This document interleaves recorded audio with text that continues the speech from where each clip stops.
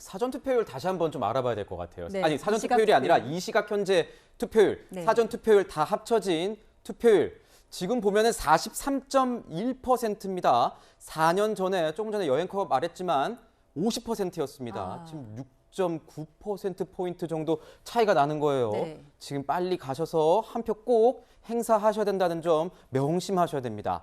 자, 보신 것처럼 이 격전지 중에서도 특히 관심이 모이는 곳이 여기입니다. 전국 17개 이 광역자치단체 중에 인구가 가장 많은 이 승부처 어딘지 아시죠? 작은 대한민국으로 불리는 경기도. 한 1,380만 명 정도 된다고 하는 것 같은데요, 네, 인구가. 그러니까 대한민국 인구의 한 4분의 1 정도 되는 셈이죠. 그러니까 여야 모두 매선거 사활을 걸 수밖에 없는 곳인데요. 주요 후보들이 마지막 유세에서 유권자들에게 어떻게 호소했는지 영상 먼저 보고 오시겠습니다. 저렇게 험진 많고 말 바꾸고 재산 축소하고 대기업 입사 청탁 비리하고 하는 후보와 제가 박빙이라고 합니다. 너무나 참담하고 자괴감이 듭니다. 진정성을 가지고 호소드립니다. 도와주십시오. 여러분의 한 표가 너무나 간절합니다. 여러분의 한 표가 너무나 절실합니다. 정말 진실하고 간절합니다.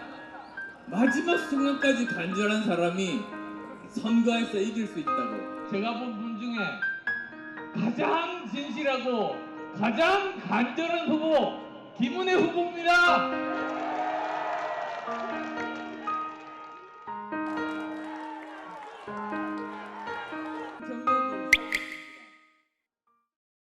이 선거 막바지가 되면 구자웅 차장님, 네.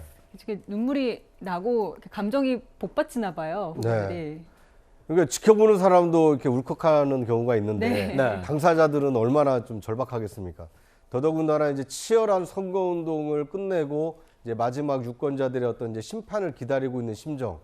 뭐 저것은 아마 이 출마한 사람들만 느낄 수 있는 그런 감정일 텐데요. 이 두 후보가 다 울컥하는 모습을 보면 아, 저 두 분은 정말 이렇게 진심을 다해서 선거운동을 했구나. 그러니까 김동연이라는 어떤 개인, 김은혜라는 어떤 개인뿐만 아니라 자신이 몸담고 있는 정당의 운명을 자신이 한번 바꿔보겠다, 개척해보겠다, 이런 절박한 간절한 마음이 저 두 후보의 좀 눈물에 담겨 있다, 이렇게 볼 수 있을 것 같습니다. 자, 절박한 마음이 그 눈물에 담겨 있는 것 같다, 이렇게 분석을 해주셨습니다. 초박빙 대결이 예상되는 경기도 두 후보는요, 이 각자의 장점을 부각하면서 유세전을 펼쳐왔습니다. 보시죠. 김은혜가 외치면 윤석열 정부가 화답할 것입니다. 정부 여당의 김인정 후보로 제가 하겠습니다, 여러분. 윤석열 정부의 오만과 독주가 이번 지방선거에서 우리가 이기지 못한다면 더욱더 심해질 것이 불보듯 뻔하지 않습니까? 지금 보면 이 두 후보가 각자 강조하고 있는 자신들의 장점이 각 당에서 강조하고 있는 선거 전략과도 굉장히 비슷한 점이 많습니다. 인물론을 부각하고 있고 한쪽은 또 대장동 저격수로서 이 서로 강점을 부각하는 모양새인데 또 저는 이게 굉장히 눈에 띄어요, 대변인님. 두 사람 다 어떻게 보면 대선 연장선이라고 평가받는 이번 지방선거에서 명신 대 윤신 대결이라고 이렇게 명명이 돼서 굉장히 관심을 모았는데요. 어떻게 평가하세요? 말씀하신 대로 김동연 후보의 경우에는 사실 행정관료 출신이기도 하지만 경선을 치르는 과정에서 이재명 후보에 대해서 상당히 좀 옹호를 해주는 모습도 보였고, 김은혜 후보 같은 경우에도 알려진 대로 이제 인수위 대변인직까지 지내신 분이기 때문에 명심과 윤심의 싸움이다라는 초반의 분석은 있었는데, 저는 시기가 조금 선거 기간이 지날수록 그 색은 조금 옅어졌다라고 보고 있습니다. 네. 이제 김동연 후보의 경우에도 본선을 치르는 과정에서는 경선에 치러왔던 어떤 태도와는 조금 다른 모습들을 보여주고 있고, 김은혜 후보의 경우에도 지금 영상을 통해서 보신 것처럼 대장동 문제를 지속적으로 부각시킴으로써 어떤 대통령의 측근성을 강조하기보다는 자신의 강점이라고 파악되고 있는 어떤 날카로운 지적들, 특히나 대장동 문제에 있어서 김은혜 후보가 대선 당시에 상당히 좀 날카롭게 비판했던 그런 부분들을 강조하는 선거로 지금 계속해서 이어지고 있는 국면입니다. 그렇군요. 네, 선거 전 막판까지 여러 가지 변수가 있었는데요. 먼저 김은혜 후보 같은 경우는 재산 축소 신고 논란이 있었습니다. 여기에 대해서 김동연 후보가 어떻게 공세를 했는지 먼저 화면으로 만나보시겠습니다. 이것은 중대한 선거법 위반이고 그리고 누락한 금액이 16억 원 이상 달하는 것을 알고 있습니다. 예. 만약에 당선이 되더라도 선거 무효액이 나올 수 있는 정도로 중범죄겠고요. 지난번 사자 토론회 때 김은혜 후보는 신고를 허투루했다면 벌 받겠다고 공언했거든요. 예. 이제는 사실대로 밝히고 벌 받아야죠. 네, 김은혜 후보 측에서 김수민 평론가님 어떻게 해명을 했습니까? 네, 김은혜 후보 측에서는 고의로 누락한 것이 아니라 실무자의 착오로 누락을 했다라고 네.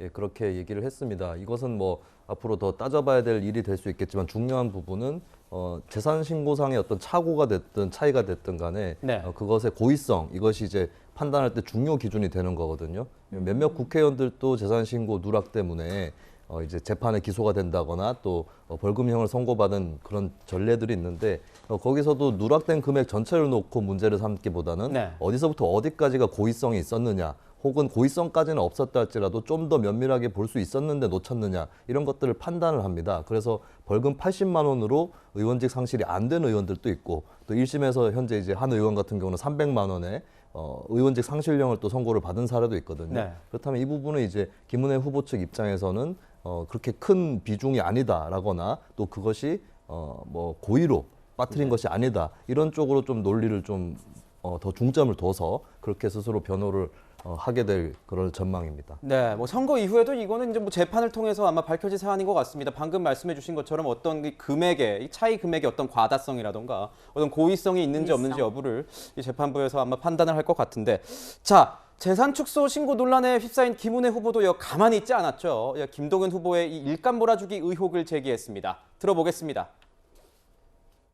김동연 후보가 기획재정부 부총리 재직 시절 2년 연속으로 최측근 업체에 부처 명절 선물 세트를 이례적인 절차를 통해서 독점적으로 맡긴 것으로 확인됐습니다. 입으로는 청렴을 외치더니 뒤로는 후한무치 담합을 일삼는 두 얼굴의 후보였다는 점이 드러난 것입니다. 자, 차장님 보면은 김동연 후보 측도 뭐 정당한 절차에 의한 것이었다 이렇게 해명을 하고 있네요. 네.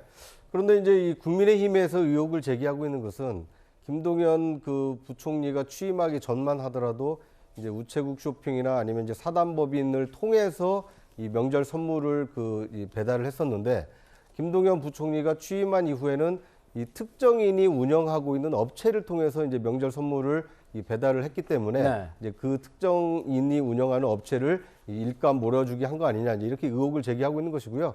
김동연 후보 측에서는 그 특정인과 특정한 관계가 아니기 때문에 그러니까 형식만 좀 바뀌었을 뿐이지 이건 일감 몰아주기가 아니다 이렇게 해명을 하고 있습니다. 아마 이제 이런 논란에 대해서 이 경기도의 유권자들께서 이렇게 판단을 하시지 않을까 생각이 듭니다. 네. 워낙 후보 간 이 공방이 치열하다 보니 이런 네거티브전에 좀 집중을 하게 된 모양새인데, 자, 임승호 대변인님, 아까 말씀드렸듯이 경기도가 1,300만 명이 넘는 정말 많은 인구가 있는 곳이잖아요. 이 경기도민들에게 정말 중요한 거는 부동산 문제나 교통 문제 이런 것일 텐데 이 두 후보의 공약의 차이는 컸습니까?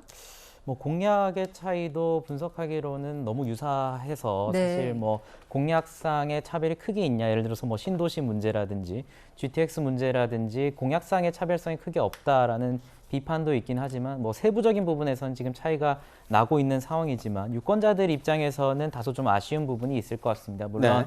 후보의 어떤 도덕성 검증이라든지 이런 부분에 있어서 철저히 해야 되는 것은 사실이지만 뭐 많은 외부적 요소도 있었지만 사실 경기도지사 선거라는 것이 뭐 단일화 이슈 같은 것들이 부각되고 또 이런 도덕성 문제에만 지나치게 치중되고 있는 이런 선거 양상을 보여서 네. 경기도민 유권자들 입장에서는 조금 아쉬운 선거가 아니었나라는 생각도 들 것 같습니다. 그렇군요.